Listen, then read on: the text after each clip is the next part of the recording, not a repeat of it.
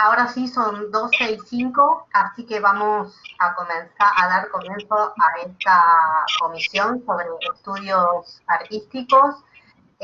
Mi nombre es Andrea Portoriero. Yo voy a estar coordinando la comisión en este congreso que este año es virtual. Así que bueno, les damos la bienvenida a todos y a todas y a todos los que están aquí presentes. Yo les propongo que nos... Sí, buenos días desde Ecuador. Bueno, esto también, si bien este congreso estamos muy acostumbrados a que siempre vienen muchos hermanos latinoamericanos, hay gente de Madrid, acá estoy viendo que se están uniendo también. El hecho de que sea virtual también nos permite poder tener una integración a gente que a veces no puede venir presencialmente. Así que bueno, para nosotros es un orgullo que estén todos aquí presentes. Tenemos 12 expositores programados en esta comisión. La comisión va a durar 2 horas, se va a cortar a las 14 horas porque tiene que empezar otra, así que vamos a ser como muy rigurosos con el tema del tiempo. Cada expositor tiene 5 minutos para hacer su exposición y yo les propongo que para que ustedes más o menos vayan administrando sus tiempos, yo voy a estar tomando el tiempo acá desde mi casa y les propongo que cuando falten 30 segundos más o menos para yo prendo mi cámara, entonces saben que cuando yo aparezco es porque tienen que ir redondeando la idea. Si están de acuerdo y les parece bien, vamos a empezar en el orden que todo el mundo tiene, que todos los expositores tienen ahí dispuestos, con la exposición 236 de este congreso, que pertenece a Pamela Pazmiño. Pamela, vos ya estás como presentadora, te pido por favor si podés activar tu micrófono y tu cámara y comenzar cuando vos estés lista. Pamela, ¿estás por ahí? Sí, estoy aquí. Yo apago mi micrófono y apago mi cámara para que quedes vos solita. Cuando falten 30 segundos para terminar, prendo mi cámara para que vos sepas que tenés que ir redondeando. ¿Te parece? Perfecto, muchas gracias. No, por... Bueno, muy buenos días con todos y con todas. Estoy muy contenta de estar participando en este congreso.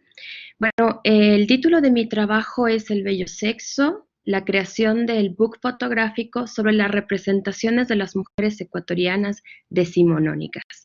Este es un trabajo elaborado en conjunto con una de mis ex estudiantes durante su proceso de titulación. Hemos determinado que este ha sido un trabajo colaborativo, ¿sí? Por lo que hizo que el trabajo sea muy enriquecedor y muy interesante. Estudiante es Jessica Reyes y bueno, ella también ha accedido a que se pueda hacer esta presentación sobre su trabajo. Eh, y hacerlo así de manera conjunta, ¿no? Bueno, básicamente el proyecto fue un trabajo de investigación-creación dentro del contexto de la gráfica, con un enfoque de género, ¿no? Y propuso el trabajo de un book fotográfico que recopilara las imágenes de las mujeres ecuatorianas a finales del siglo XIX e inicios del siglo XX.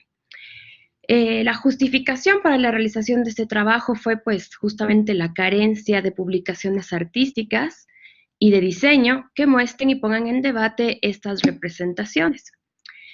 Las imágenes se trabajaron recopilando fotografías del Fondo Nacional de Fotografía del Ecuador.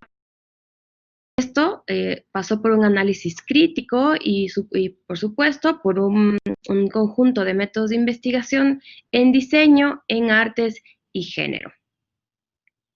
Se logró un producto gráfico que evidenció la construcción de las identidades de las mujeres decimonónicas y el rescate histórico-cultural de la fotografía ecuatoriana. Se pensó a nivel general para un público objetivo entre hombres, mujeres, de 15 años en adelante, así como también un público específico como artistas, académicos, académicas, especialistas en estos temas, en artes visuales, en fotografía histórica, estudios culturales, feminismos, género. Fue muy importante el trabajo con la fotografía, pues nos permitió justamente abarcar la comprensión del pasado, refrescar la memoria, ¿sí? Y entender los procesos históricos y los cambios sociales que construyeron las identidades de las mujeres de la época. El proyecto involucró también el trabajo de un archivo, ¿sí? El archivo que permitió unificar, identificar, clasificar el material, y que permitió justamente una segmentación en categorías como fueron el retrato, el paisaje, el bodegón, la burguesía, las imágenes de las mujeres llamadas el ángel del hogar y las trabajadoras. Se analizó diferentes métodos artísticos, entre ellos se utilizó el método experimental de adjetivación bipolar, el cual ayudó justamente a la definición del estilo gráfico visual, del trabajo, la cromática, la composición del book, además de definir la mejor propuesta de maquetación o de diagramación. Se clasificaron las imágenes, se hizo un poco trabajo de postproducción debido a que se quiso mantener justamente el trabajo de las imágenes de archivo, ¿sí? Las imágenes originales, se hizo una solicitud con el Ministerio de Patrimonio para poder obtener las imágenes en el mejor formato posible, en alta resolución, y poder trabajar desde ahí. Se analizó este material fotográfico y también se pensó en cuál sería pues la mejor manera para poder hacer de este libro un material físico, ¿no? Y se optó justamente por un papel fotográfico, lo que permitió que el libro se convierta en un objeto artístico de 80 páginas aproximadamente, y que incluyó justamente segmentaciones y estas portadillas con los diferentes espacios curatoriales que creamos para las imágenes, ¿no? Posteriormente a este book se contó con una valoración por especialistas, fue muy interesante. El producto se vio en un futuro muy positivo, como muy factible de divulgación, como un material artístico y por supuesto como un material académico también que iba a contribuir al rescate de estas imágenes históricas y por supuesto a promover el pensamiento crítico a través de las imágenes, ¿no? Bueno, eso sería básicamente lo que tendría para presentarles. No sé si, Andrea, ¿estamos bien con el tiempo? Estás perfecto con el tiempo, justo, se cumplieron tus 5 minutos. Muchísimas gracias, Pamela. Yo lo que les pido son dos cosas. Una, a los expositores que ya presentaron, o que por favor silencien sus micrófonos cuando no están exponiendo, y también a todos los que tenemos acá presentes, a los que tenemos aquí presentes, lo que les pido es que si quieren hacer algunas preguntas, las hagan en el chat, así después, cuando terminan de exponer todos, podemos hablar un poco de los trabajos de todos y hacer una charla conjunta de todo lo que escuchamos. ¿Les parece bien? Seguimos entonces con Oscar Más, por favor.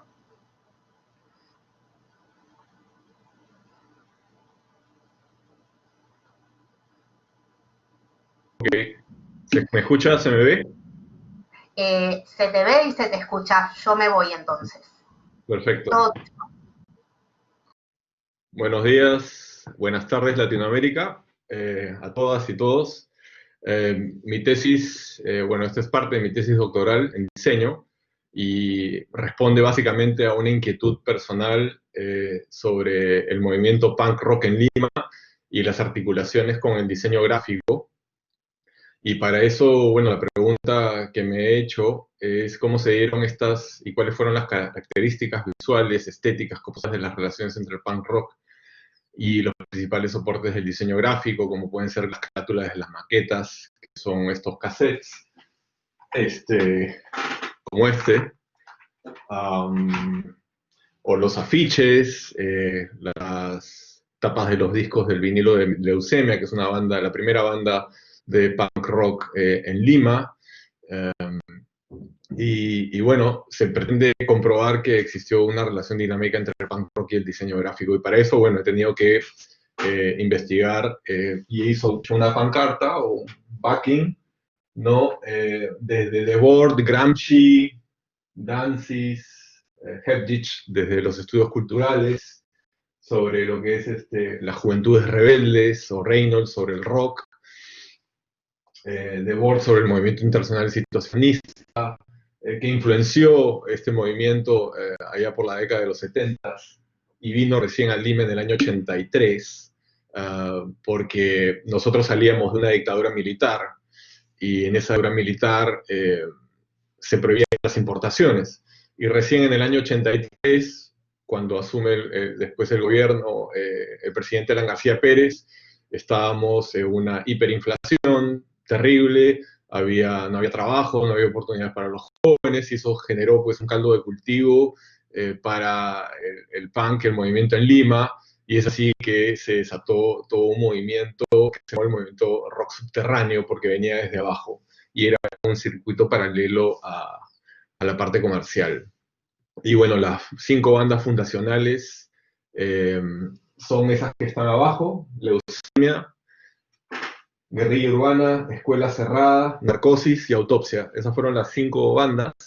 Y bueno, se desarrolló mucho material gráfico, y desde las teorías del diseño gráfico empecé con Dondis, que me parece mucho más importante y menos instrumentalista que Wucius Wong.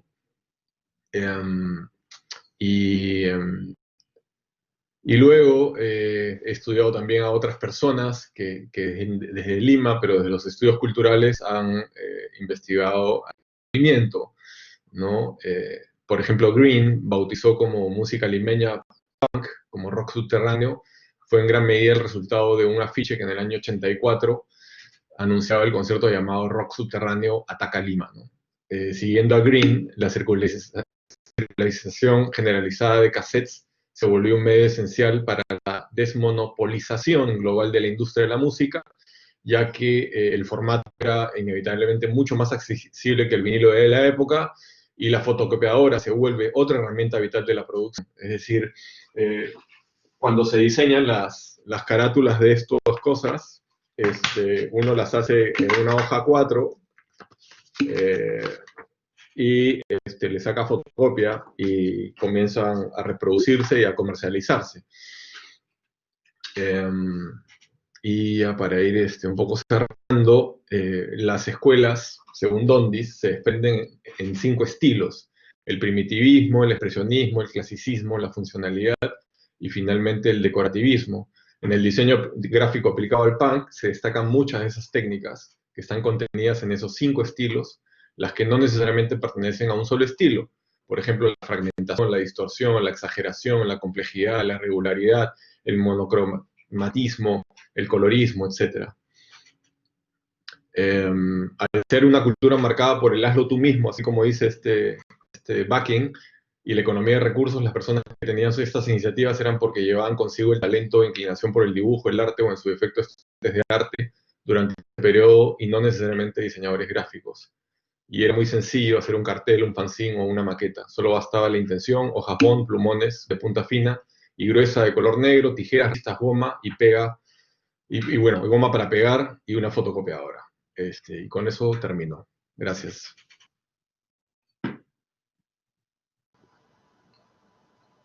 Muchísimas gracias. Ahora vamos a continuar con Ana. ¿Puede ser? ¿Estás por ahí? Sí, estoy. Yo quiero subir un PowerPoint. Solo una imagen.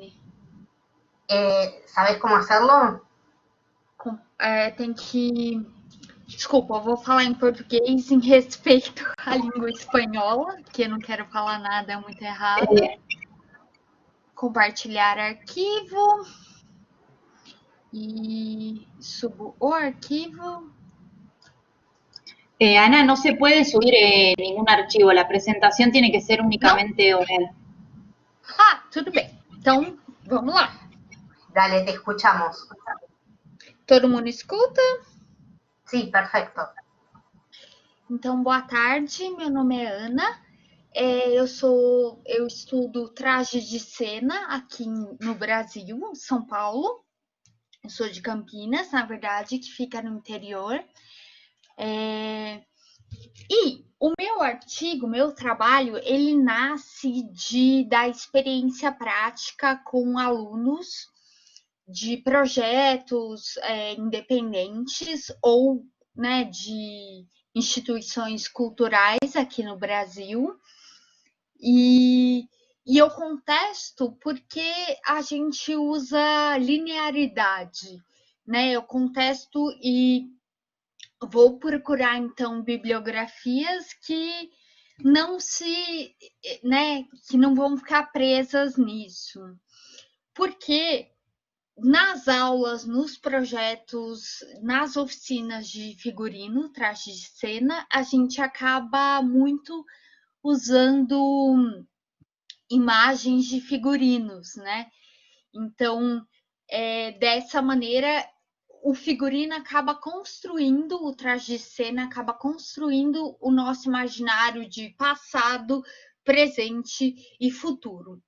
E eu vejo muito isso nos alunos trazendo isso nos exercícios, nos projetos de traje. Então, o meu microensaio vai vir disso daí, dessa experiência prática. E aí eu vou encontrar algumas bibliografias que contestam essa linearidade. O acesso não é tão fácil, a gente tem acesso muito mais a uma bibliografia eurocêntrica, que vai contar a história da indumentária através da Europa, do Ocidente, e aí começa uma busca, então, como que a gente entende isso sem ser pelo olhar eurocêntrico? E aí acaba caindo muito na decolonização. Então, como que a gente entende os trajes dos povos originários, os trajes africanos, enfim. Acho que é um pouco isso, uma pesquisa que está no começo, que é uma coisa à parte, que vai estar ligada à minha experiência prática profissional e pedagógica, principalmente. E é isso. Estamos bem de tempo? Acho que era isso que eu tinha para falar. Andrea? Estás bien de tiempo. Si querés, te quedan 2 minutos. 2? Sí. Tá. Isso vem muito de uma experiência de uma oficina do ano de 2015, em que a gente vinha da roupa de segunda mão, do traje que pode se encontrar em bazar, em acervo das pessoas, e através desse material a gente remonta trajes históricos. E aí começa esse questionamento, né? Porque a partir desse material, que é um material que a gente acaba caindo muito por questões orçamentárias, principalmente aqui no interior do estado de São Paulo. Então, tem essa dificuldade. Como que se data? Ou posso usar esse material para criar outras épocas? E isso aparece muito nas aulas e nos projetos e nas oficinas. Então, uma busca de entender o que esse material diz e o que esse material pode dizer. Acho que é isso. Muy bien, Andrea. muy bien, muchísimas gracias. Gracias. Muchísimas gracias.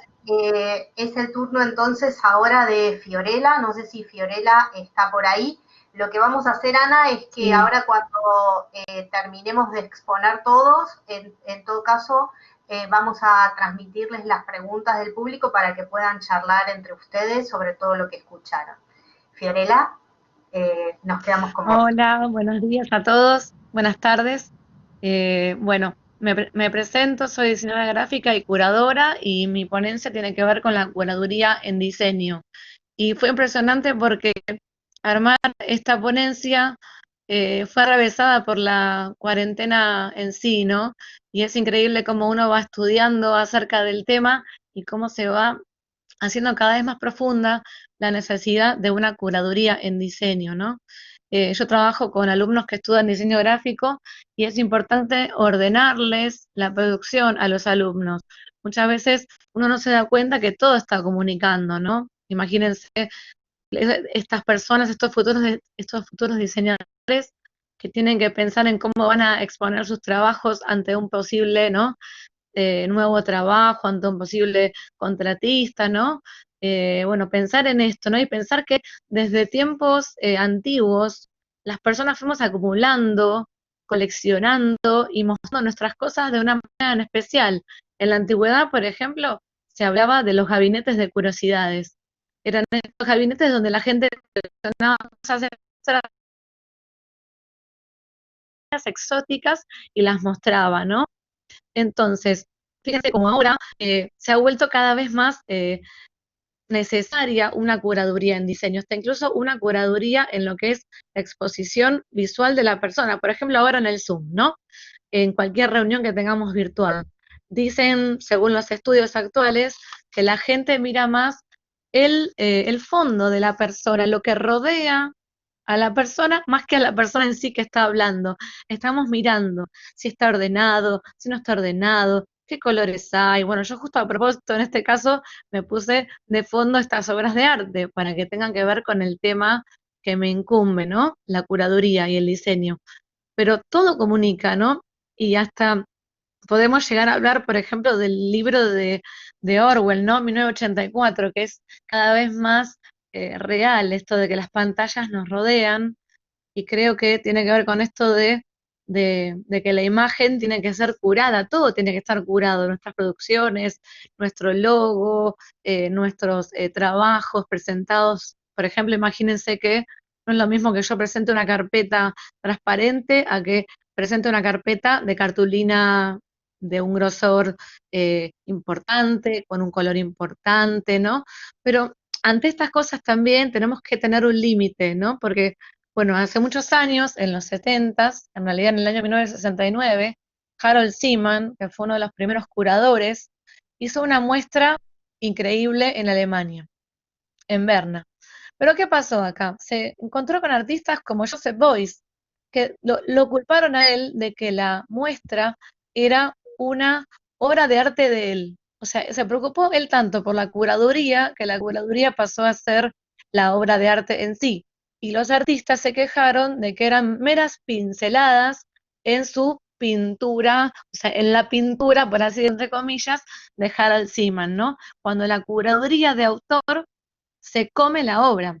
O sea, nosotros podemos curar nuestra imagen, podemos curar nuestros diseños, pero que la curaduría no se fagocite al diseño en sí. Tenemos que lograr un equilibrio, ¿no? Entre mostrar de manera correcta, pero que la obra en sí no sea mostrarse, ¿no? Y en esto tiene que ver mucho que ver con esta frase, ¿no? Este pensamiento tanto de Danto como de Gianni Battimo, ¿no? Esto de estetizar la vida cotidiana, algunos hablaban de la muerte del arte, ¿no? Pero para mí, a mí me gusta más como hablar de un cambio de paradigma, ¿no? Esto de estetizar la vida cotidiana de una manera ordenada, de una manera que comunique, ¿no? Colores que comunican, sonidos que comunican en el diseño, eh, imágenes, ¿no? Todo comunica y tenemos que organizar esa comunicación. No sé si me pasé con el tiempo o estamos bien. No, estás perfecto, no te pasaste para nada, te quedan 20 segundos si querés. Perfecto. Bueno, simplemente esto, ¿no? Que todo comunica, es lo que me quiero quedar como frase, ¿no? Que todo comunica. Muchas gracias. Bueno, muchísimas gracias, Fiorella. Nosotros la teníamos a Claudia Monsalves, pero no veo que esté, así que vamos a continuar con la ponencia de Valdirén, que ya está puesta como presentadora. Valdirén, ¿estás ahí? No sé si estoy pronunciando bien tu nombre, te pido por favor que me corrijas.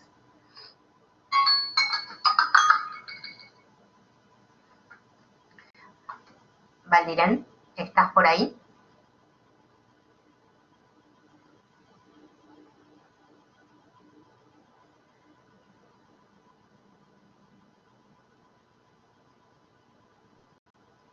Hola André, hola a todos, buenas tardes, buenos días. ¿Y cómo estás?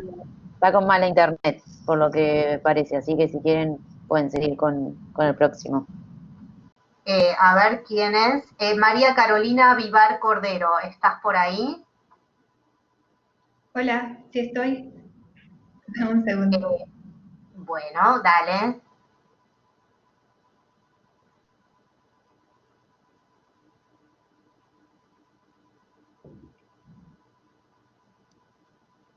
No sé si me escuchan este rato. Sí, te escuchamos. ¿Con quién estoy hablando entonces en este momento?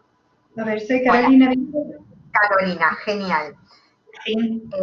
Bueno, Carolina, entonces yo me voy, apago mi micrófono y mi cámara, y si te llegás a pasar de tiempo, vos tranquila, porque yo, si estás en el tiempo, prendo la cámara para que vos sepas que tenés que ir redondeando, no es que tenés que cortar ahí al toque. ¿Está?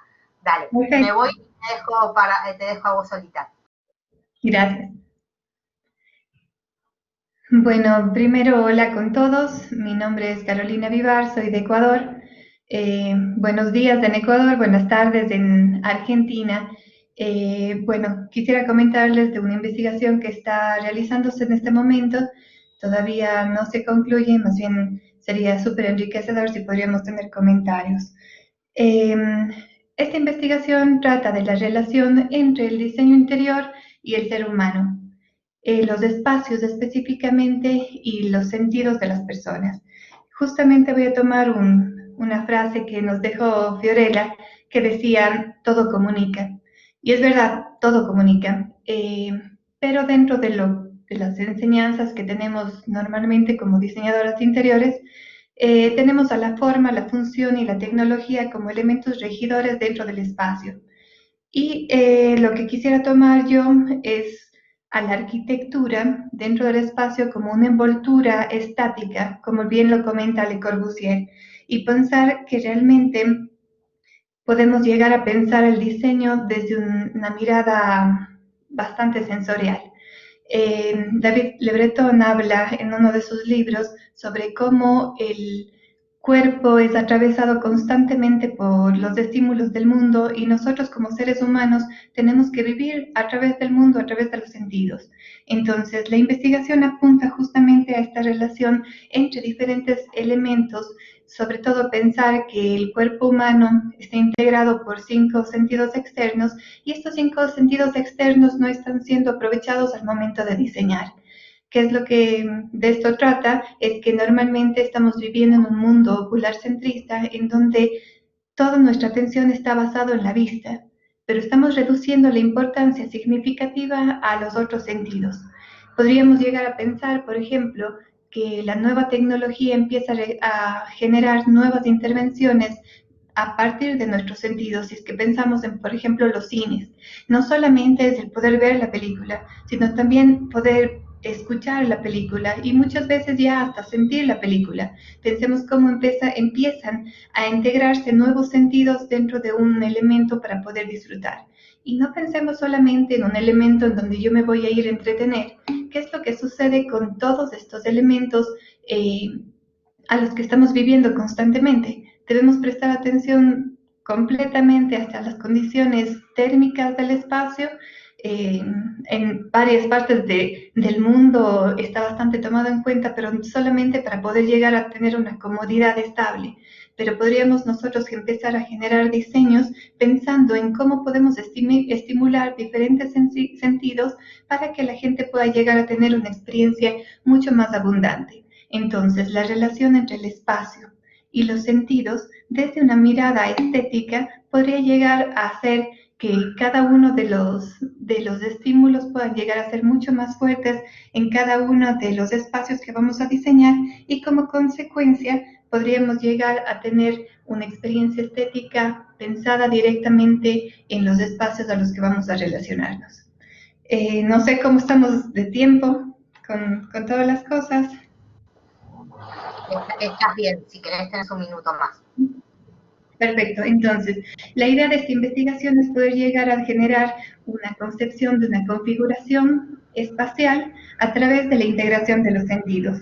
Se busca generar esta integración mediante la incorporación paulatina de cada uno de los sentidos y poder ir viendo cómo en diferentes espacios son mayormente aprovechados o menormente explotados para poder llegar a generar una comunicación total con el estímulo. Es el poder llegar a generar una comunicación holística y no solamente parcial, no solamente para la vista, no solamente para el oído, sino cómo todos nos estamos integrando en un mundo holístico para poder presentarnos nosotros ante situaciones de la vida y poderlos vivir a plenitud. Eso sería. Muchísimas gracias. Muchísimas gracias a vos, Carolina. Si la tenemos ahí, a María Eduarda Andreassi Borges, estamos listos para escucharte.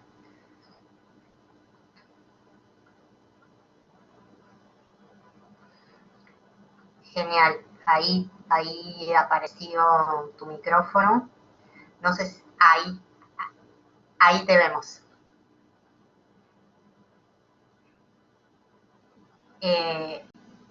Se fue tu imagen.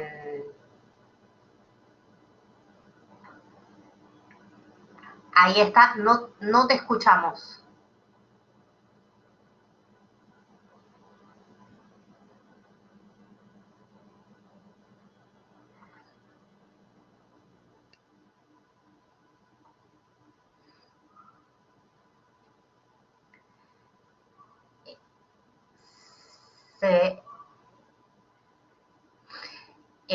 Bueno, me parece que tenemos unos problemas de conexión con María Eduarda. Le esperamos un poquitito a ver si puede retomar.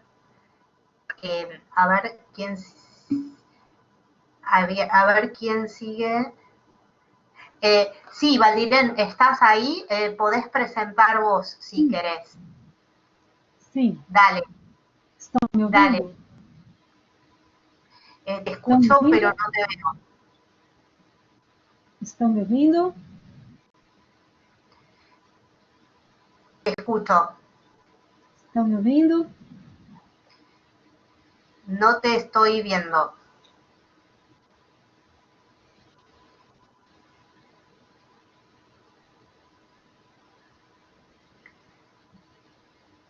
No te escuchamos tampoco, Valdirán. Sí, Valdirán, decime.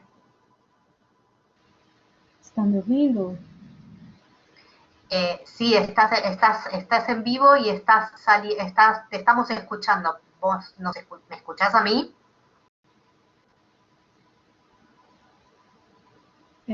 Posso começar a apresentar então?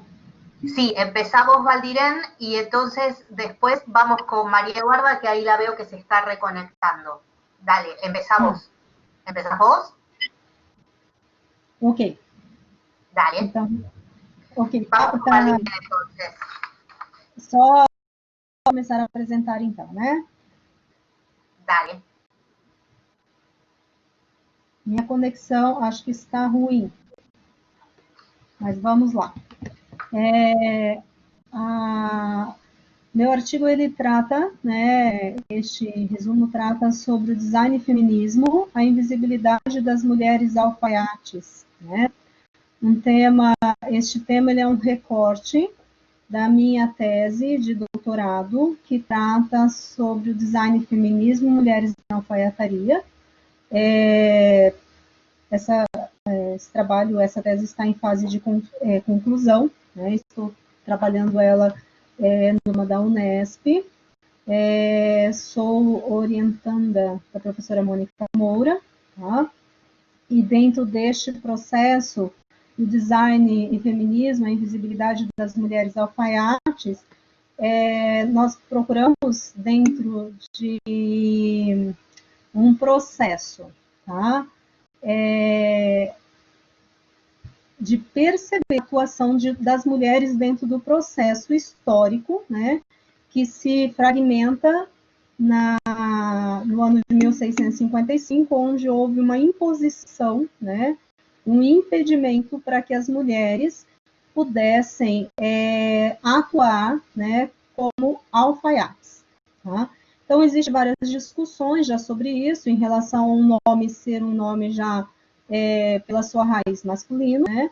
Porém, existe vários indícios e várias indicações de vários autores de uma participação muito latente de mulheres dentro da alfaiataria. Porém, desde este momento, o que houve foi uma ruptura e as mulheres, então, não tiveram mais este acesso, né, como alfaiates.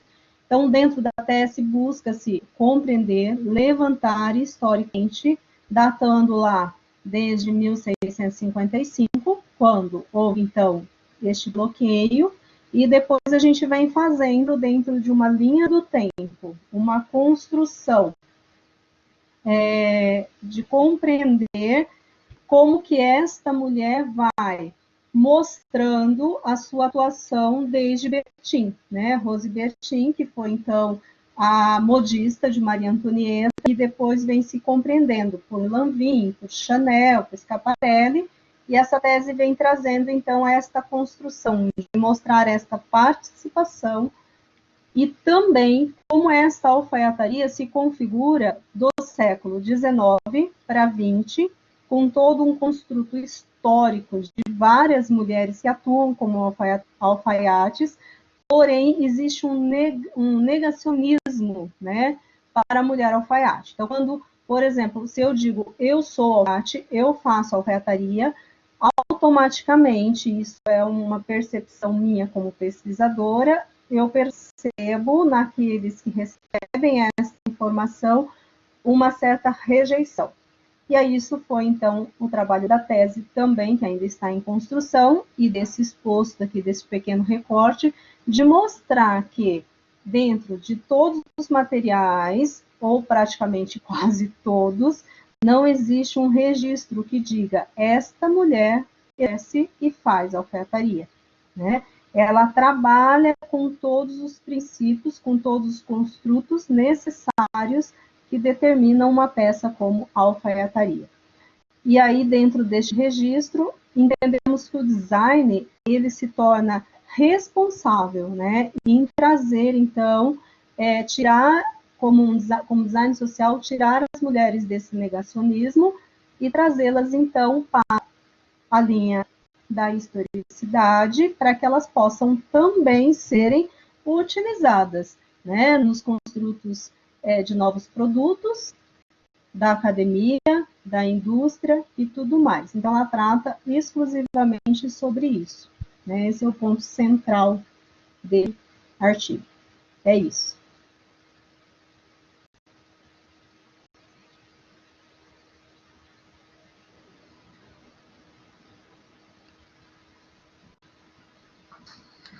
Bueno, muchísimas gracias. Vamos a seguir entonces con María Eduarda, a ver si ahora te podés conectar, María Eduarda, con el tema de internet, a ver si logramos.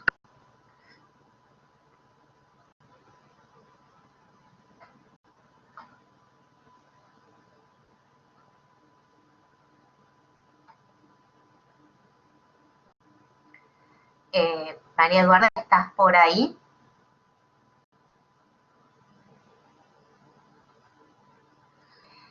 Você me ouve? Sí, ahí te escucho. Olá, A ver. bom dia a Ahí todos, está, y boa ahí te vemos tarde. también. Yo apago mi micrófono y apago mi cámara. Cuando falten 30 segundos prendo la cámara, así que vos tranquila con el tiempo. ¿Sí? Sim, tá me ouvindo agora, né? Sí, te vemos perfecto. Olá, bom dia a todos, boa tarde. Meu nome é Maria Eduarda, eu sou mestranda em artes cênicas pela Escola de Comunicações e Artes aqui de São Paulo, né, na Universidade de São Paulo. E meu trabalho, o nome é Do Croquis à Passarela do Samba, o traje da baiana. Minha pesquisa, ela foca no traje da baiana, né, principalmente na baiana de carnaval. E aqui nesse microensaio eu trouxe a importância do desenho para a concepção das fantasias do carnaval, que é uma das mais tradicionais e maiores manifestações da cultura popular brasileira. A ala das baianas é uma ala obrigatória em todos os desfiles, né, para que possa ser considerado uma escola de samba. No estado de São Paulo são no mínimo 50 baianas, no estado do Rio de Janeiro 60. E a fantasia da baiana ela é concebida junto com os outros desenhos que o carnavalesco vai fazer no seu processo criativo. Então, no processo criativo, ele desenvolve todos os desenhos das fantasias, que compreende das alas, né, que são em torno de 80 a 100 pessoas, sendo que a ala das baianas gira em torno de 50 a 80 pessoas, e a bateria ela vai para mais de 300 componentes, né? E ele é responsável por desenhar todos os trajes. Aqui a gente tem a fantasia original da ala das baianas e um croquis feito pelo carnavalesco em 2019 para a escola de samba Rosa de Ouro. A gente tem um autor chamado Felipe Ferreira que ele diz que o desenho é onde começa toda a criação do carnavalesco para a escola de samba, e o desenho ele é o primeiro contato que se tem da ideia que estava dentro da cabeça do carnavalesco, né, com o enredo, e que vai passar para toda a comunidade a parte visual, o que ele pensou. E então, o carnavalesco cria sempre uma estética que seja palpável, as pessoas, ele pensa nos materiais, então, a partir do desenho, ele já começa pensando que material será usado, se aquilo vai ter uma funcionalidade, se aquilo vai vestir, quem vai vestir essa roupa, né, esse traje do folguedo, que material será melhor utilizado ou não. E a ala das baianas, ela tem uma das coisas que mais chama atenção é a saia armada, né, que essa saia ela recebe uma estrutura com bambolês, né, que a gente chama aqui no Brasil como bambolês, mas são feitos de conduítes elétricos, né, de plástico, e ela tem duas estruturas, ou ela aparece na forma de uma saia com suspensórios que sustenta toda essa armação, ou em forma de vestido. E aqui eu tenho para mostrar para vocês como é que é a primeira base dela. Então, o carnavalesco, quando desenha, ele pensa em tudo isso, né, em toda essa estrutura, e aqui seria a fantasia fechada. Vocês, estou no tempo ainda? Sí, tenés un minuto más si querés. Como vos quieras. E uma coisa importante é que toda a fantasia, né, toda essa criação, o desenho ele vai tomar forma e vai ganhar vida a partir do momento que a escola de samba adentrar o que a gente chama passarela do samba, né, o sambódromo. E aqui em São Paulo, por exemplo, um desfile ele dura apenas 65 minutos num trabalho que vai de 8 a 10 meses de preparação. Então, aqui eu digo a importância do desenho, de um desenho bem feito, e quanto mais detalhado, mais fácil será a interpretação pelos costureiros, pelos aderecistas, por toda a comunidade, para poder saber aquilo que está vestindo e como será vestido. Acho que é isso. Muchísimas gracias. Obrigada. ¿Y te parece, Daniel Gómez, seguimos con vos, si estás ahí conectado? Hola. Hola. Hola, Daniel. Te dejo a vos. ¿Me están viendo ahora? Te vemos perfecto. Te vemos perfecto. Vale. Bueno, realmente voy a empezar a hablar de mi tema. Mi tema era storytelling y el diseño de las historias. Realmente dentro de esta categoría del diseño, decidir por el storytelling primero pues por mi experiencia, que a lo largo de mi vida ha sido contar historias para diferentes marcas, y la forma en que yo veo el diseño. Para mí el diseño es básicamente la unión de los elementos, la unificación de estos elementos para crear una pieza única, una pieza que abarque ese gran mensaje que queremos contar al final. Todo esto, obviamente teniendo en cuenta unos objetivos que uno se traza antes de empezar un proyecto.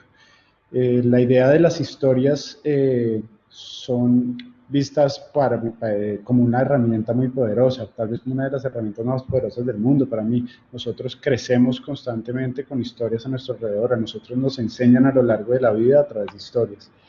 Y la idea de las historias vistas de esta manera para comunicar, pero también para cumplir ciertos objetivos. Y hay algo muy importante en ese sentido, y es que debemos acercarnos a las historias cuando hablamos de mercadeo, cuando hablamos de publicidad, de comunicación en general. Hablamos de las historias no para vender, sino hablamos de las historias para conectar. Y al final se van a dar cuenta que la conexión es básicamente lo que busca el storytelling y esta metodología que yo he venido utilizando a lo largo de mi vida para crear historias, que se basa fundamentalmente en 3 pasos, que es la búsqueda de un insight, la definición de un concepto y la construcción de la historia per se. Los insights vienen siendo esas conexiones, esas verdades ocultas que todos los seres humanos tenemos entre nosotros. Cuando nosotros descubrimos un insight, por lo general suele ser algo muy poderoso y algo que está intrínseco en la sociedad, está intrínseco en los seres humanos. Por ahí dicen que los datos y las investigaciones nos cuentan lo que la gente dice y hace, pero los insights nos cuentan el por qué lo hacen. Y eso es muy importante, porque los insights poderosos son los que permiten esa conexión en la comunicación con las personas. Luego pasamos a la definición de un concepto. El concepto viene a ser el marco de referencia de las ideas. Es esa guía, esa ruta por la que todos nosotros seguimos cuando hablamos de diseño, tanto los diseñadores industriales, los diseñadores gráficos, los publicistas. Conceptualizamos basados en un insight y creamos el concepto alrededor y lo blindamos con ideas para que ese concepto sea esa línea límite de donde no nos salimos. Posteriormente, lo que hacemos es crear esa historia. Las historias, entiéndase como aquello que unifica el insight y el concepto de una manera creativa. Siempre, por supuesto, pensando en los objetivos a comunicar, pero con un objetivo mucho más claro, que es conectar con aquellos que están viendo lo que nosotros estamos haciendo, ese mensaje que nosotros estamos transmitiendo. No importa cuando creamos una historia, la estructura narrativa lineal, no lineal, circular, no importa eso. Lo que importa al final es cómo nosotros logramos vincular ese insight y ese concepto en una narración y en un relato que tiene su fin o su inicio, en la manera que nosotros queramos ponerlo, pero que siempre logre esa conexión que es tan importante. Y al final, si ustedes ven el resumen de los insights, del concepto y de la historia, es como les decía anteriormente, esta conexión. Los 3 conceptos buscan conectar con la audiencia. No es una coincidencia que hoy en día, por ejemplo, una de las herramientas más utilizadas en redes sociales, por ejemplo, sea los Instagram Stories. Esta herramienta se usa por la importancia de las historias en nuestra vida. La importancia de nuestras historias es tan grande que día a día estamos generando contenido de historias, y las 3 historias, los 3 conceptos, al final lo bonito es que pueden coexistir para lograr una receta que puede variar y puede ser manipulada y puede ser operada de diferentes formas, ya que así es como trabaja nuestra mente. Nosotros no creamos por pasos, sino creamos aleatoriamente cosas que van llegando a nuestra cabeza, empezando por el insight o por el concepto o por la historia, y podemos empezar a hacer una receta y un mix de cosas que nos van generando al final este relato y esta narración y este mensaje que nosotros queremos comunicar a los espectadores. Es importante que nosotros entendamos que el diseño del storytelling es una herramienta muy poderosa, y pues que al final todos, ya sea en cualquiera de nuestras áreas, lo que estamos contando al final son historias, por medio de los vestidos, por medio de las marcas, por medio de la comunicación. Nosotros nos dedicamos a contar historias cuando estamos en el ámbito del diseño. Y nada, para mí eso es prácticamente la importancia de mi ensayo y en lo que quería basar todo el escrito que hice. Muchísimas gracias.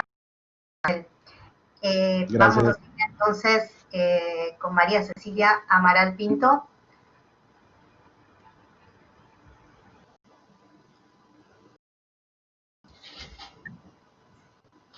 Genial.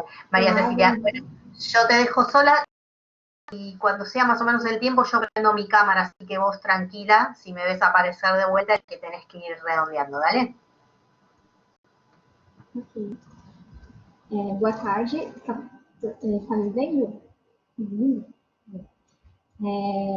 Boa tarde, sou Maria Cecília, sou mestranda na escola, mestranda em artes cênicas na Escola de Comunicação e Artes de São Paulo, da USP. E o meu artigo ele é fruto de uma pesquisa, de uma disciplina, de uma figurino, moda e traje de performance, que eu cursei durante o mestrado. E o artigo é sobre o estilista Hussein Chalayan, sobre moda, arquitetura e design. Chalayan é considerado um dos designers mais inovadores e conceituais de sua geração, usando a experimentação e integração tecnológica em seu processo criativo. E o trabalho dele alcançou já grande repercussão de fato ao longo de sua carreira, saltando das passarelas da moda para exposições do museu. Desde o início de sua carreira, ele tem surpreendido com uma poética trazida por várias linguagens em seu trabalho. Ainda criança, ele foi viver em Londres com a família devido a conflitos. Ele nasceu no Chipre, mas a sua família teve que se mudar para a Inglaterra por conta de uma guerra que aconteceu no seu país, e ele foi viver na Inglaterra, onde estudou moda. E a sua vida ela é marcada por essas mudanças e transformações, deslocamentos, adaptações, que de certa forma permearam no seu trabalho, desde o início da sua carreira. Eu vou falar um pouco sobre as coleções Between, Afterwards e 111. Na coleção Between, que é essa daqui, na imagem. Nessa coleção, ele explora o aspecto dos trajes que remetem a uma determinada cultura, com costumes, crenças, tradições, e as modelos elas desfilam com vestes que fazem referência a um tipo de véu islâmico, que é o niqab, que cobre completamente o corpo da mulher. E elas desfilam com esses trajes de diferentes comprimentos, fazendo aludindo essa mudança contínua da moda em torno do corpo feminino, decorrente de uma mudança de ideias. Então, Chalayan ele vê no desfile de moda um espaço também cultural de forma que suas peças elas tornam-se um dispositivo cultural de objetos de reflexão e memória, deixando de ser apenas uma peça para se tornar um objeto que traz uma narrativa, conta uma história de um tempo. Indo para a coleção Afterwards, que é essa coleção aqui, que ficou muito conhecida no universo da moda, o designer propõe a integração do traje com o espaço, criando um estilo. E o desfile ele se vale da performatividade cênica criada a partir das intersecções entre a arquitetura, o cenário, a moda e o design.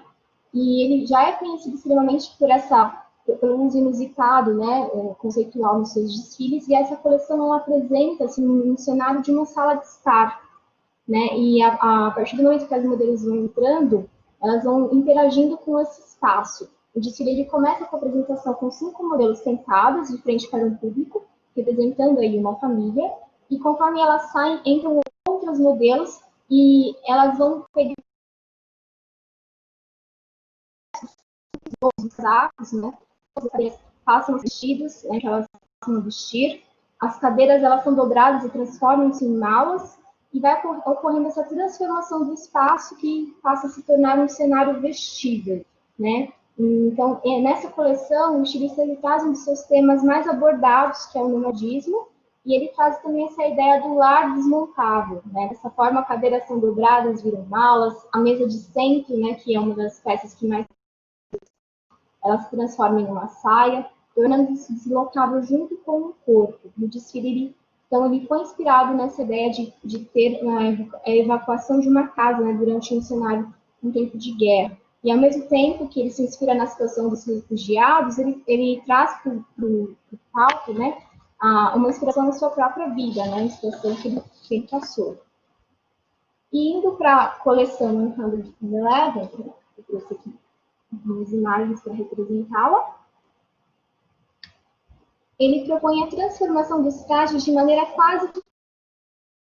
Ele apresenta uma ação performática que envolvia uma transformação de uma série de vestidos, né? Então, o modelo ela entra com um vestido vitoriano, longo, de gola alta, e se mantém imóvel, enquanto que o seu decote se abre, o volume diminui e a bainha sobe, né? Em questão de segundos, ocorre uma grande transformação nos trajes. Então, o estilista ele apresenta nessa coleção um conjunto de criações incomuns. Ele faz uma parceria com uma empresa de engenharia para estar colocando esses dispositivos tecnológicos nos trajes, né? Para criar esses transformers dessas. E cada vestido ele é projetado para se transformar em 3 décadas de mudança da moda, né? Então, os vestidos se movem por décadas, trazendo mais uma vez esse tema constantemente abordado em suas coleções, que é o deslocamento. E ele utiliza a tecnologia como esse suporte e instrumento de transformação, trazendo em um só corpo vários contextos, memórias, reflexões, cultura, no tempo, no espaço histórico. Ao observar os projetos do estilista, a gente pode perceber perceber esse discurso sobre imigração, sobre identidade, a memória que partem do seu próprio itinerário, né? A sua poética, ela consiste em apresentar a roupa como uma expressão dos fluxos e memórias que transitam nesse traje, frutos das histórias que cada peça tem em si, a partir de cada contexto específico. É um pouco do que eu queria compartilhar nesse tempo. Estamos muy bien con el tiempo, ya justo, terminaste justo. Muchísimas gracias. Vamos a continuar con Cayetano. Por favor, si Cayetano estás por ahí. Mientras lo esperamos a Cayetano, vayan pensando también sobre qué les gustaría charlar entre ustedes ahora cuando terminemos. Después de Cayetano va a estar Melanie. Y después de eso vamos a tener un rato para charlar entre todos. Yo ahí veo que en el chat que pusieron una pregunta para Daniel sobre storytelling, pero bueno, también pueden hacer preguntas específicas al expositor que ustedes quieran, o también después podemos poner algunas líneas de debate como para que podamos charlar entre todos. Cayetano. Hola, buenos días, me veis perfectamente y me escucháis, ¿no? Perfecto. Bueno, pues nada, encantado. Y bueno, pues nada, os comento en general, ¿no? Yo soy profesor de la Universidad de Extremadura en diseño industrial, aunque mi formación es artística. Yo enseño la parte, podemos decir, de dibujo y creativa a los diseñadores industriales, ¿no? Y bueno, pues lo que yo os muestro aquí es simplemente una metodología de enseñanza que se aplica para lo que es el desarrollo creativo de los diseñadores industriales, que después también tiene otras connotaciones, es decir, acaba siendo incluso una experiencia artística como tal, ¿no? Y bueno, en el artículo incluso podéis ver un vídeo, hay un enlace a un vídeo en el que podéis ver algo de lo que correspondería a esa experiencia, porque cuando lo más difícil de todo esto es enmarcarlo, ¿no? ¿Cuál es el sentido de todo esto, ¿no? Bueno, cuando yo empecé a dar clases en diseño industrial, hace ya muchos años, ¿no? Pues veo que no es lo mismo enseñar a un escultor que a un diseñador gráfico, que a un pintor, ¿no? Al final las funciones de esos profesionales van a ser distintas y, por lo tanto, la enseñanza desde la experiencia del dibujo es diferente, ¿no? Eso hace que desde ese universo, ¿no?, planteemos una enseñanza del dibujo en el que el factor creativo, desde mi punto de vista, es diferente, ¿no?, al de otras disciplinas, ¿no?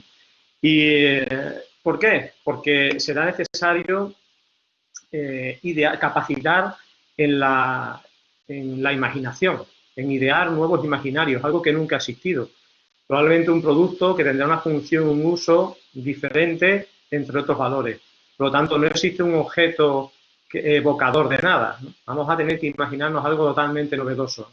En muchas ocasiones son nuevos productos, incluso en nuestros casos, más allá del diseño industrial, hablamos de patentes o modelos de utilidad, son objetos totalmente distintos, ¿no?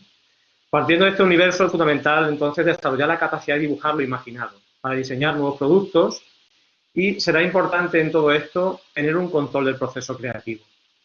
Por este motivo, nacen estas nuevas metodologías dentro de un bloque que yo llamo que son metodologías de tipo secuencial, ¿vale? Y esa es una de las claves importantes.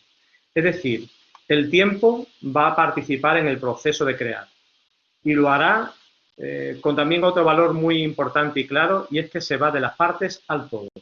Por ejemplo, un pintor, ¿no? Muchas veces, o cualquier dibujante al uso, muchas veces piensa en el todo y del todo llega a las partes. Sin embargo, el diseñador industrial, en muchos de sus procesos de ideación, va de las partes al todo, igual que lo haría un ciego. Si consultáis por ahí algún artículo que tengo, veréis cómo el modelo áptico de dibujo, es decir, un modelo basado en la percepción de los ciegos, la percepción áptica, va también de las partes al todo. No conoces cuál va a ser la solución final y al final desde las partes se elabora un conjunto. O, por ejemplo, en el propio nacimiento de la vida, ¿no? De repente, poco a poco va creciendo, en el tiempo se evoluciona y al final nace algo totalmente desconocido y diferenciado. Por tanto, en ese proceso los objetos podrán nacer de diferentes maneras. Unas veces van a nacer modelados, otras veces van a nacer esculpidos, otras veces construidos, ¿no? Y lo que se va a dar en este tipo de enseñanzas y en este tipo de disciplinas será un proceso secuencial que va a ir de las partes al todo y que pretende controlar o tener un control sobre el proceso creativo, saber en qué momento te puedes volver atrás o hacia adelante y desarrollarlo desde la imaginación. Se relacionará el tiempo y la materia, porque al final ese producto va a ser materia, ¿vale? Tiempo y materia para crear la forma y el espacio. Claro que no es lo mismo el concepto en el cual muchas veces estamos pensando en lo espacial o en lo formal, cuando en nuestro caso y en las enseñanzas pensamos más en lo temporal y en la materia. Dentro de ese bloque o ese conjunto que ya después podréis ver en el artículo, en la reseña del artículo, ¿no? Pues nosotros estamos en lo particular de esculpir la forma. Hay objetos que nacen esculpidos, igual que lo haría un escultor, ¿no? Eso va a implicar que seguramente el objeto que cuando es esculpido, como lo haría un tornero industrial igualmente, pues tiene en sí una serie de valores importantes como la de relación entre el positivo y el negativo de la forma. Cuando tú le has quitado materia a algo, sabes cuánto le has quitado y te queda el positivo, lo que sería la relación entre positivo y negativo. El método de esculpir la forma es un modelo sustractivo, es decir, nosotros vamos quitando materia, por ese motivo es sustractivo, y la metodología debe hacer presente la acción del sujeto cuando elimina materia. Por eso, si os fijáis en ese vídeo que os planteo en el artículo, cuando esté publicado, ¿no? Veréis que lo que se hace es emular la acción del sujeto. Y va a ser la goma de borrar la que va a hacer la función de gubia, es decir, gubia o cincel que va quitando materia. Todo se hace con la goma de borrar, no se hace nada con el lápiz. El lápiz solo va a expresar el valor inicial, podemos decir, de una piedra, de una madera, y vamos a ir tallando todo el tiempo con la goma. En esa acción, al final, no solo va a haber un positivo y un negativo, sino igualmente vamos a descubrir la importancia que tiene la representación plana, como podría ser el sistema diédrico, en lo que es la expresión de las formas tridimensionales. Pues ya os digo, lo más importante es siempre teniendo una experiencia activa de la acción del dibujo. Y bueno, espero que con esto os haya servido para entender un tanto de qué va la aplicación de este tipo de dibujos y lo tenéis en el artículo si queréis completar información.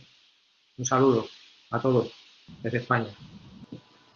Muchas gracias. Vamos a seguir con Melanie entonces, si estás por ahí. Y no sé si se integró Claudia Monsalves, que la habíamos salteado porque no estaba. Genial, Claudia, entonces vos después seguís después de Melanie. Melanie, ¿estás por ahí?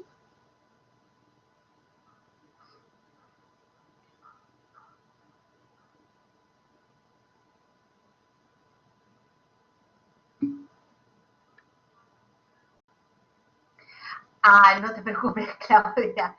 Claro, qué tema esto de las horas.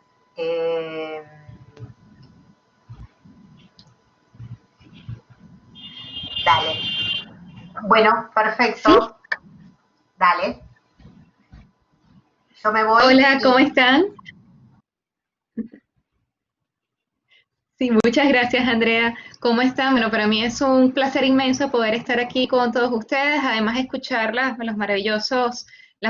maravillosas investigaciones que hay, que se han presentado.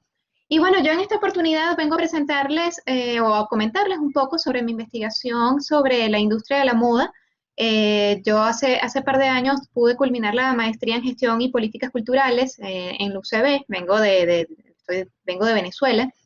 Y bueno, a partir de esta tesis de maestría pude investigar un poco sobre lo que es la cadena productiva de la moda y primero hacer un diagnóstico sobre todo, digamos, la situación actual de la industria aquí en Venezuela, bueno, que efectivamente como muchos sectores, o en general creo que todos, afrontamos grandes retos actualmente, ¿no? Y entre ellos la moda no se escapa. Entonces, bueno, pude en esta investigación contactar a muchos diseñadores y a partir de ahí pude también conocer un poco cómo es su trabajo, o sea, conocer cómo son las formas en las que ellos llevan a cabo todos sus procesos, tanto, digamos, los procesos ya propiamente de producción, pero también los procesos de distribución y cómo se da el consumo aquí en Venezuela.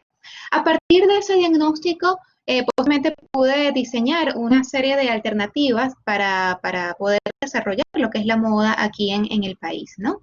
Sin embargo, bueno, esto digamos es como a grosso modo en lo que consistió mi investigación, pero más allá de eso, yo sí quise como traer ciertas ideas también para compartir con ustedes. Y bueno, tiene que ver un poco con este de poder considerar la moda como industria, porque una de mis preocupaciones como gestora cultural, me pasa tanto con la moda como con cualquier otra disciplina artística o de diseño, y es que los artistas y los diseñadores tienen efectivamente, están siempre muy bien enfocados hacia lo que es su proceso de creación. Cada día se dedican a ser mejores diseñadores, a ser mejores artistas, pero pocas veces realmente tienen esta concepción bueno, de que forman parte de una industria, ¿no? Y concientizar además que, bueno, ¿cuál es el sector económico al que nosotros, tanto los gestores culturales, las personas que formamos parte del diseño y de la cultura, formamos parte? Resulta que no estamos solos, o sea, hay todo un sector económico que actualmente, bueno, se está popularizando, que se llama economía naranja, que yo siempre hago la diferenciación cuando, digamos, hablamos de creatividad como cualidad humana y cuando hablamos de creatividad como insumo. Cuando hablamos de economía naranja, estamos hablando de la creatividad como insumo. O sea, es como yo tomo mi creatividad y a partir de esa creatividad la aterrizo en una cadena de valor, ¿no? Y eso, digamos, ese insumo creativo le aporta valor a ese producto o servicio final. Esto es sumamente importante porque esto al final nos termina uniendo como un sector económico y que además está generando, no solamente en el mundo, sino aquí en Latinoamérica, está generando unas increíbles posibilidades de desarrollo. En este caso, la moda tiene un protagonismo bastante, o es una, digamos, de las industrias que tienen más protagonismo dentro de lo que son las industrias culturales y creativas. Y bueno, o sea, creo que es importante poder concientizar sobre eso, concientizar también sobre cuáles son las tendencias, o sea, volcar un poco la mirada hacia la moda, romper, digamos, estos esquemas sobre lo que es el fashionismo o estas concepciones más banales o más superficiales sobre lo que es el diseño, en este caso moda, y enfocarlo hacia, bueno, la moda es una industria que como industria o que forma parte de la economía creativa tiene estos dos valores, porque si bien tiene un valor creativo que además se vincula mucho digamos, a su valor cultural, porque termina afinando o afianzando, digamos, los valores sociales y las identidades de los pueblos también tiene este valor económico que es capaz de generar riquezas, empleos y bueno, y además, digamos, mejorar no solamente la vida de las personas que forman parte dentro de su cadena productiva, sino además poder mejorar también la vida o digamos el impacto económico nacional, ¿no? Digamos, cuando ya esto se puede contabilizar a nivel macro. Entonces, bueno, ya como para ir cerrando un poco, quiero es como poder compartir también un poco estas nociones sobre, bueno, cuáles son los cambios que se están dando realmente también de la moda, cuáles son las tendencias que creo que son importantes que nosotros, que formamos parte de estas industrias, concienticemos. Y eso tiene que ver mucho con lo que es la innovación también, la innovación en temas de negocios, con todo este tema de moda sustentable. Yo creo que hay que voltear la mirada a que podamos ser un poco más responsables en cuanto al impacto económico y social que la moda está generando actualmente. Así que bueno, ya veo que me pasé el tiempo, así que agradezco poder haber participado el día de hoy y compartir con ustedes. Muchísimas gracias. Bueno, vamos a ir a la última sesión. Claudia la tenemos por acá. Que había habido una confusión con el tema de la hora Chile, hora Argentina. Ese es todo un tema para los que estamos en distintos países. Así que, Claudia, si ya estás por ahí. Sí, hola.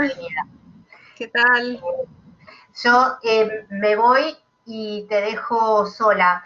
Tenés 5 minutos y cuando estés en el tiempo yo aparezco en la camarita por si te falta redondear y eso para que vos vayas redondeando. Así que te dejo todo tuyo. Gracias.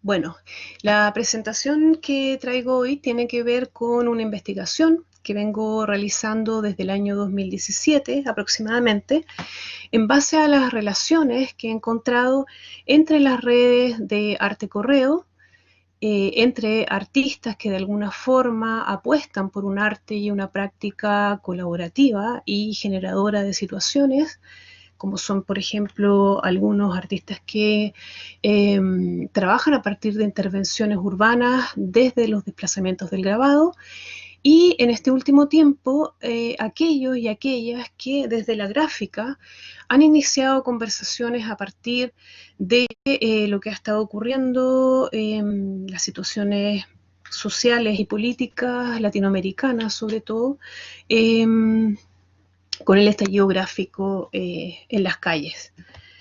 Si bien es cierto, existían experiencias anteriores, el arte postal o arte correo tiene sus inicios en los años 60 y se refiere a una actividad artística que utiliza el correo postal como medio de distribución y también de producción de esta pieza puesta en circulación.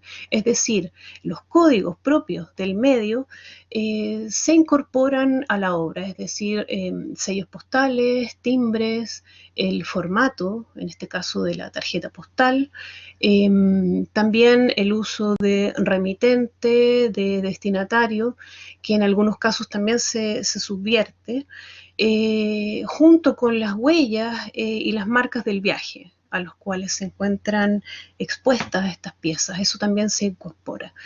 De esta forma comienza una expansión de este diálogo en red que busca justamente otros medios de circulación en oposición a los circuitos comerciales del arte, también en oposición a la propiedad privada, si es que entendemos la obra como una mercancía, y más adelante a través de este circuito también logra evadir la censura y las restricciones producto de las dictaduras latinoamericanas.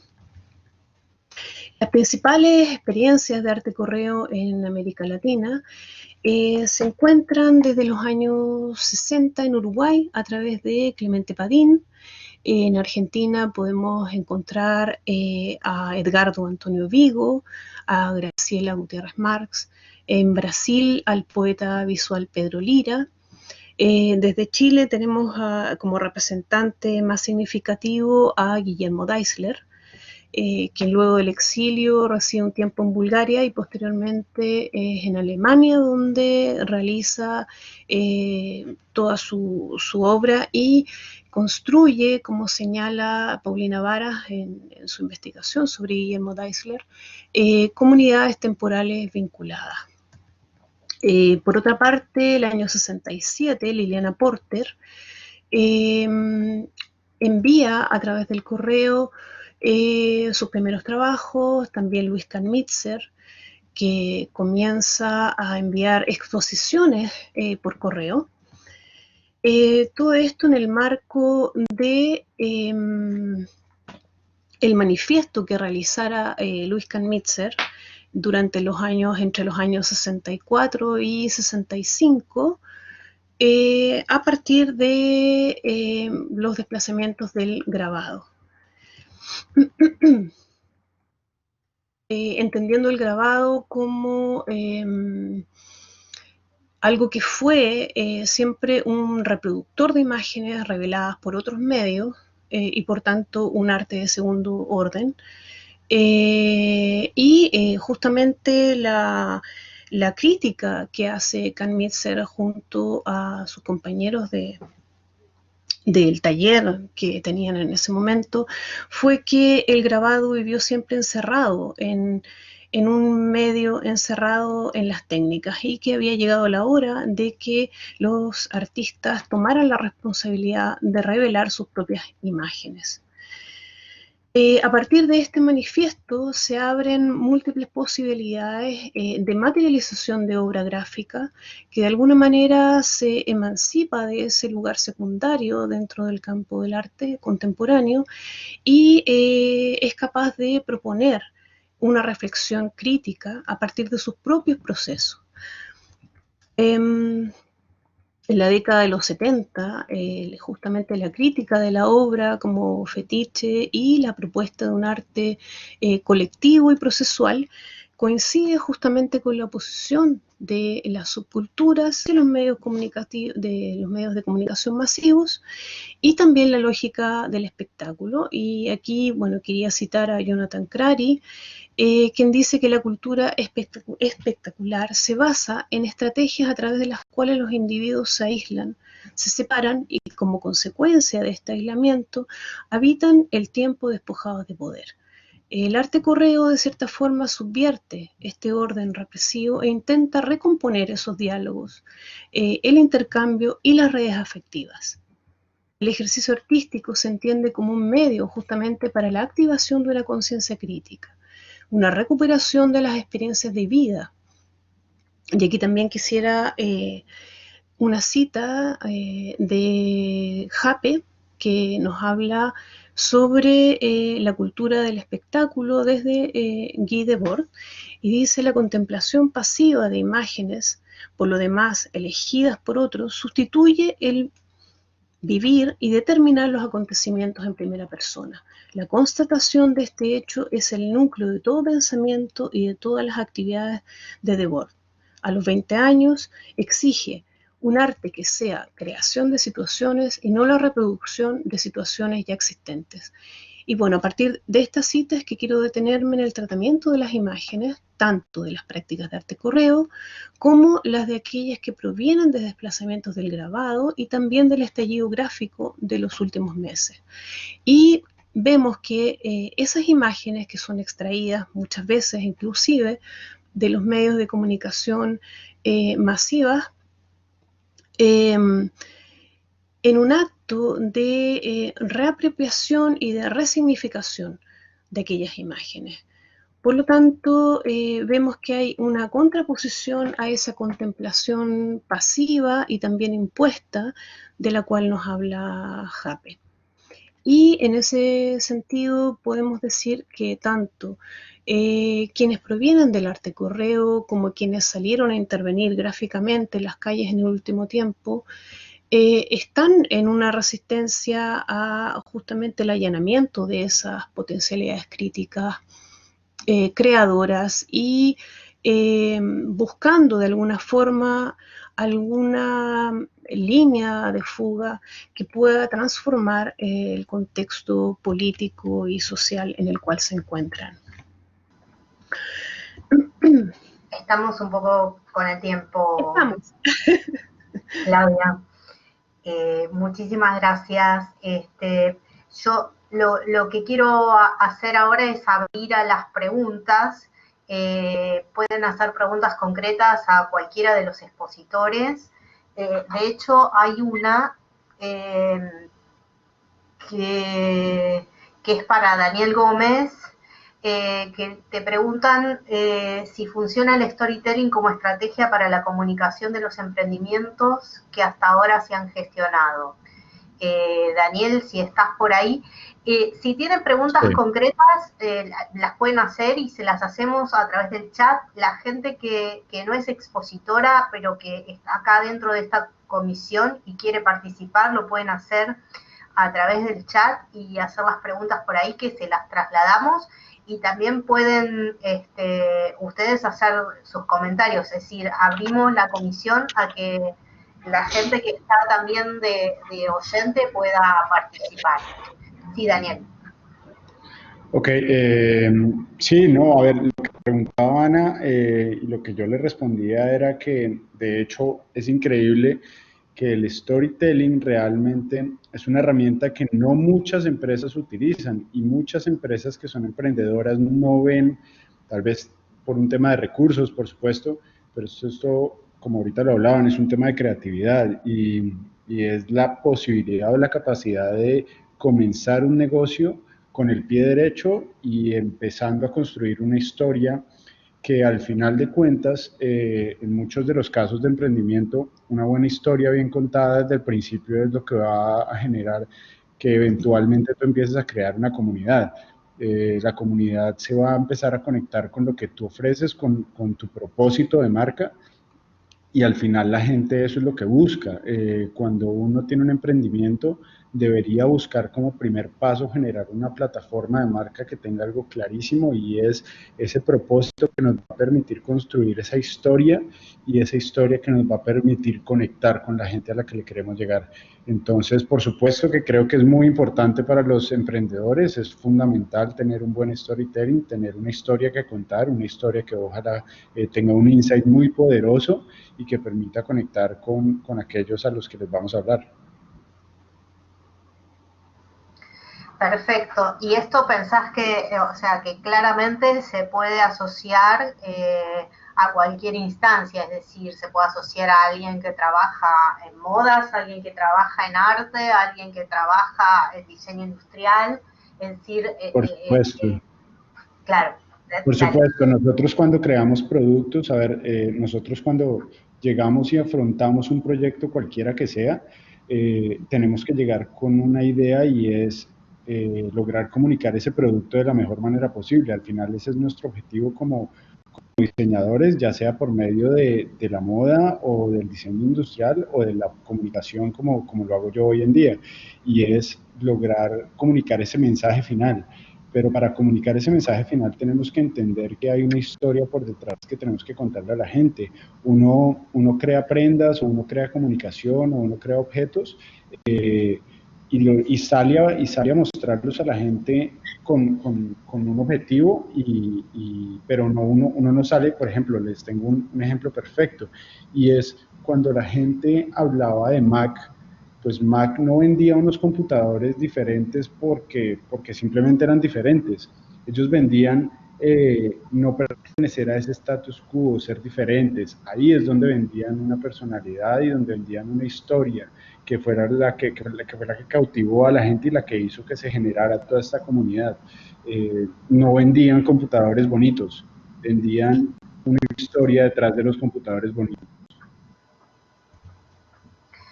Bien, no, porque lo pensaba también por lo que había compartido Melanie respecto de Venezuela, ¿no? Que ella estaba como interesada en conectar todo lo que tiene que ver con el tema de la creatividad en la moda, pero sin perder en cuenta que es una industria y que la idea es digamos, hacer un desarrollo que tenga que ver también con el negocio. Entonces, capaz esta línea de desarrollar el insight como una forma de narrar una historia se puede aplicar también al tema del diseño de modas, o sea, pensarlo así como un producto. Lo mismo que con el arte, ¿no? Otro de los conceptos que me interesa, ahí había una pregunta para mí, pero yo no entendí muy bien, esta cosa de que cuente sobre la percepción de la obra desde las personas ciegas y cómo se llama este concepto, si recuerdo el nombre. No sé, Fiorella, que me lo preguntaste vos exactamente a qué te estás refiriendo cuando me preguntás eso. Me parece quizás que si me podés decir un poco mejor, sí. Sí, en realidad me confundí porque vi tu nombre y el expositor era el expositor que hablaba desde España. Y me quedé como que se llamaba Andrea Contoriero él, pero no, era el expositor. ese soy La yo. pregunta es para él. Es Cayetano. Cayetano, ¿estás por Cayetano. ahí? A ver, comparto el vídeo, ¿no? Mejor, Dale, ¿no? dale. Se me ve ahora, ¿no? Sí. No, creo que te preguntaba sobre lo de la percepción áptica, esa era la pregunta que aparecía por ahí, ¿no? Yo sabía, digo, me imaginaba que era a mí, ¿no? Pero o bien el nombre no sé si era Andrea o algo así, no me despisté, ¿no? Sí, soy yo, pero habla vos. Sí, la percepción de los ciegos es la percepción áptica, ¿vale? Entonces, esa percepción une lo que se denomina tacto activo. Es decir, tú tocas y haces un movimiento cuando tocas, ¿vale? Entonces, esa sería la percepción.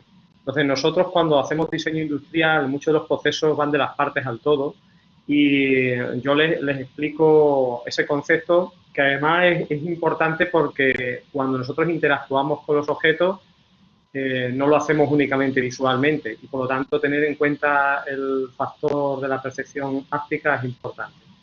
Ya no solo el hecho de tocar que es como tacto activo, sino también como tacto pasivo. Por ejemplo, cuando uno escribe en una máquina de escribir antigua, ¿no? Veíamos que se nos quedaban las teclas, sin embargo los ordenadores ahora nos devuelven el impulso. Cuando tú pulsas, vuelves a ser pulsado. Ese sería el tacto pasivo, que también es importante en lo que es la percepción áptica.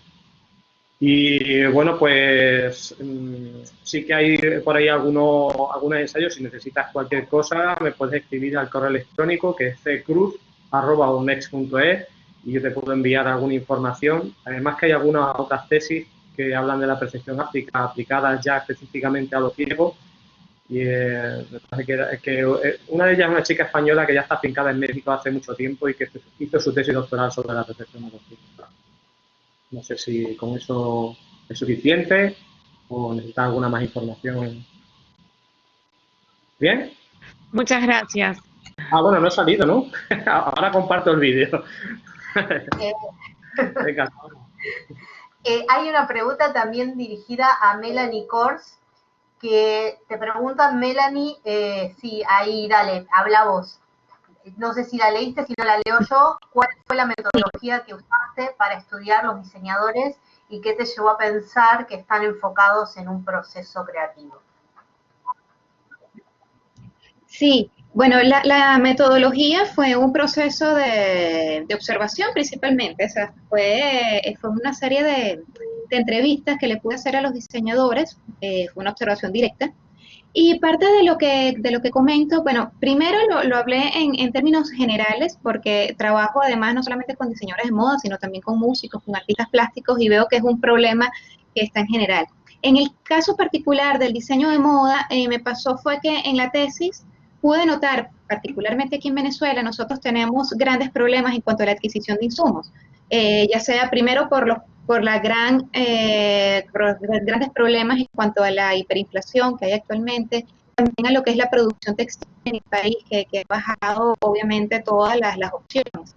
Entonces, ¿qué es lo que pasa? Que el diseñador muchas veces, diría no solamente el proceso creativo, sino creo que hasta eso a veces lo tiene que reducir, ¿no? Digamos, el tiempo que tiene para producir o para dedicarse a posicionar sus marcas de diseño, generalmente lo está dedicando más a poder solventar problemas, ¿no? Como, bueno, tengo un vestido verde y no tengo el cierre, porque en el país no se consiguen cierres verdes, entonces conseguí uno azul. ¿Qué hago con eso, no? Entonces, como que son procesos de adaptación que está viviendo el diseñador de moda actualmente aquí y que sin duda está limitando tanto su proceso creativo, digamos, en forma normal. Creo que se está dando un proceso creativo distinto en el cual ellos basan sus diseños con lo que tienen, ¿no? O sea, con los insumos que puedan conseguir.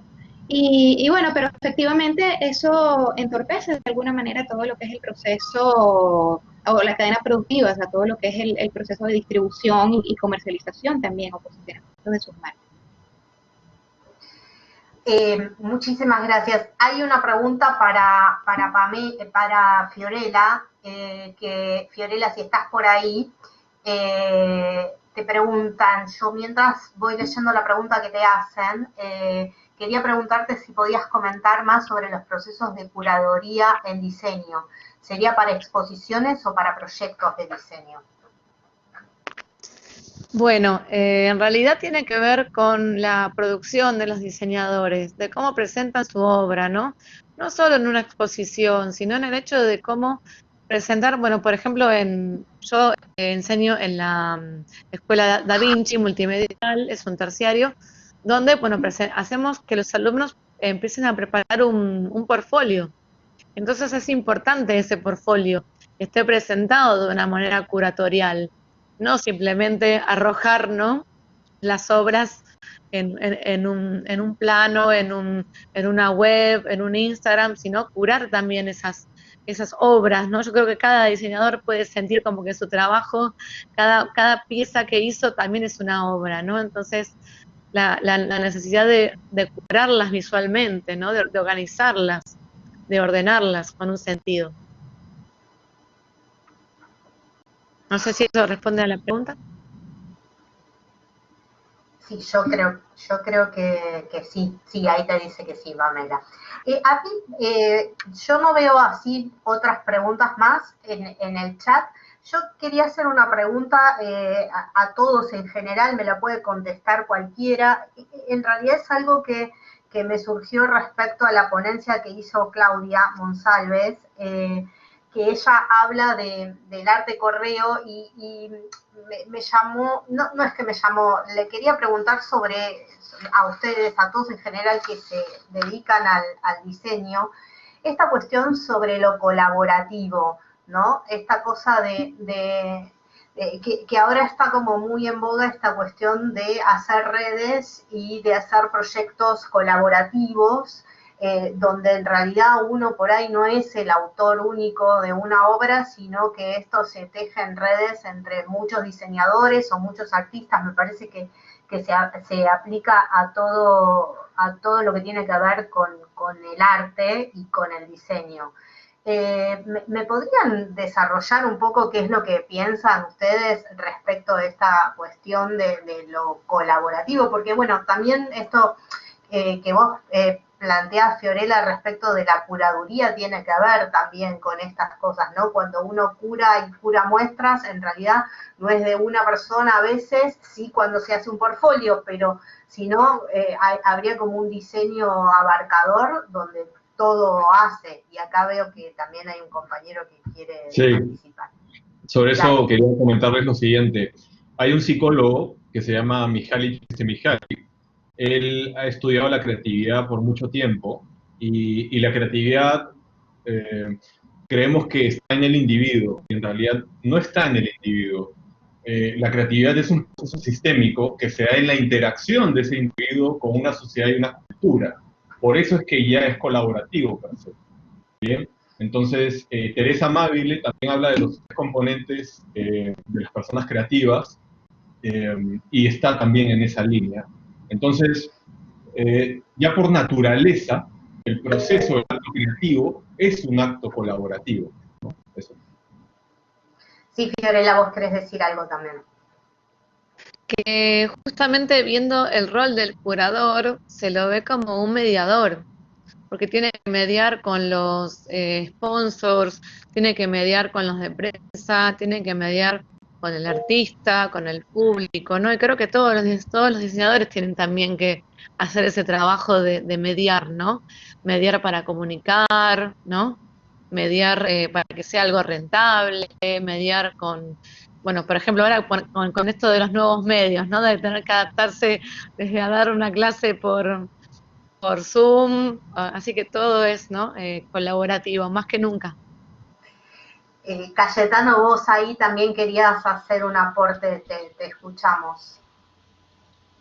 Y ahí veo que aparece Claudia sí, también. Bueno, voy a ver si estoy compartiendo el vídeo. Bien, bien. Sí. No, mira, sí que es importante, como decía también el compañero, decía, hay una parte de esa creatividad que es de caja negra, ¿no? Y nosotros somos todos seres creativos, ¿no? Lo que sí se puede desarrollar es la capacidad interna que tenemos nosotros, ¿no? Pero esas metodologías recreativas que podemos decir que están dentro de lo que es la caja transparente, hacen que la creatividad pues fluya y también se desarrolle.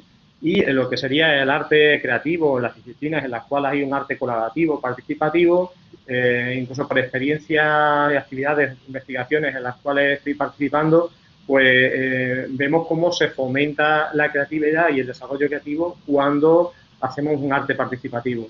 Si queréis, os dejo ahí un enlace de Horizon Project Emotion in Lines, que es un proyecto en el que nosotros participamos y expusimos en diferentes sitios. Y además hay un artículo publicado, está en inglés, parece que es en Francia, y lo he estado buscando mientras, os lo dejo en el chat. Y bueno, pues eso sería un proyecto de arte participativo en el que 6 artistas participan conectados sin conocer lo que van produciendo y cómo va evolucionando el mismo, y además van evolucionando las emociones que se van realizando. Gracias, Cayetano. Claudia, vos querías agregar algo. Sí, bueno, en relación a lo que decía también Oscar, que justamente en esta posibilidad de trabajar en conjunto es donde se van activando estos procesos creativos. Se da mucho, por ejemplo, en el área de la gráfica y el grabado, que generalmente los artistas que pertenecemos a estas áreas compartimos bastante en el espacio de taller. Entonces ahí justamente se van dando estas como autorías compartidas, porque en ese trabajo en conjunto alguien va y te da una idea, y esa idea finalmente uno de alguna manera la reutiliza, la reapropia, y se van produciendo estas cosas que son bastante compartidas, y donde las autorías también se van como diluyendo un poco. Muy bien, claro. Daniel, vos querías agregar algo, y ahí que levantabas la mano. Bueno, no, más desde el lado de mi rama y hablando un poco desde el área de la publicidad, es una rama que tiene mucho de esto de compartir, es la oportunidad de concretar a muchas personas que están en este entorno, como los artistas, y en este caso nosotros trabajamos mucho con ilustradores, luego pasamos con personas que manejan todo el tema de montajes, todo el tema del manejo de fotografía digital. Entonces, en la medida en que tú vas creando proyectos, tú vas viendo cómo este proceso colaborativo se va enriqueciendo cada vez más. Y hoy en día hay tantas personas involucradas en una pieza de comunicación que es algo realmente llamativo, es algo realmente que hace muchos años se viene haciendo, pero que hoy en día el proceso tiene a muchísimas personas involucradas. Pero creo que hay un factor importante, y es que antes se le dejaba mucho al creativo y al grupo creativo, por así decirlo, y se dejaba un poco de lado al cliente. Y un poco lo que tenemos que tratar es de involucrar al cliente y permitir que sea parte de ese proceso creativo, porque al final pues el cliente nos da a nosotros mucho de qué cogernos nosotros para poder crear, ¿sí? Nos da mucho instrumento para poder crear. Entonces, creo que eso también hay que involucrarlo dentro de esos procesos creativos que hacemos hoy en día, y no dejar que esos factores internos de la empresa se queden ahí, sino que hay que investigar por dentro y empezar a crear desde adentro hacia afuera. Fiorella, también querías agregar algo. Te vi que levantaste la mano, ¿puede ser? Sí, justamente, bueno, estamos en un congreso de enseñanza de diseño, ¿no? Y pensaba en todo esto de compartir, de colaborar con el tema que cada vez se va viendo como lo necesario y a lo que está apuntando la enseñanza es al aprendizaje significativo que se da desde el aprendizaje constructivista, y esto es colaborativo totalmente, o sea, el docente ya no más como esta persona que está en un pedestal, sino que lo hacemos entre todos, ¿no? El aprendizaje. Entonces acá también el diseño se hace entre todos, ¿no? Me quedo con ese pensamiento de colaborar, ¿no? De que todo se hace como una red, ¿no? Constructiva. Sí, a mí no sé si Eduarda estás por ahí, que vos estuviste hablando del tema del diseño y en el carnaval, ¿no? Porque estaba pensando también en esta cuestión bueno, del carnaval como una fiesta popular y en los diseños que también tienen que ver con quizás a mí me parece, yo por ahí a veces relaciono el concepto este de insight que hablaba Daniel con el tema de los mitos, ¿no? Como los mitos son estas historias que nos abarcan a todos y que en realidad hablan de los miedos sociales, del misterio de la vida, de la muerte, de cómo algo, digamos, se vuelve colectivo y se vuelve parte de una sociedad. Y en las fiestas populares a veces aparecen todas estas cuestiones que tienen que ver con valores de lo social, ¿no? Y cómo uno también a través del diseño tiene que incorporar estas cosas para usarlas. Sí, Fiorella, te escucho. No, que justo estabas hablando de carnaval y se me vino a la mente justamente el mito de Baco, ¿no? De Dionisio, que justamente es el concepto de la pérdida de la individualidad, ¿no? En el carnaval somos uno con el todo, no nos diferenciamos, está, no sé, imagínense el carnaval carioca en un casamiento o en una fiesta de fin de año de trabajo, está la maestranza bailando con el jefe, y no importa, entonces ahí como que se unen todos, ¿no? En cambio, creo que ahora con esto de la virtualidad un poco se cambió, ¿no? Es como más una cosa como de alejamiento, como que nos volvimos individuales un poquito y hay que intentar crear puentes.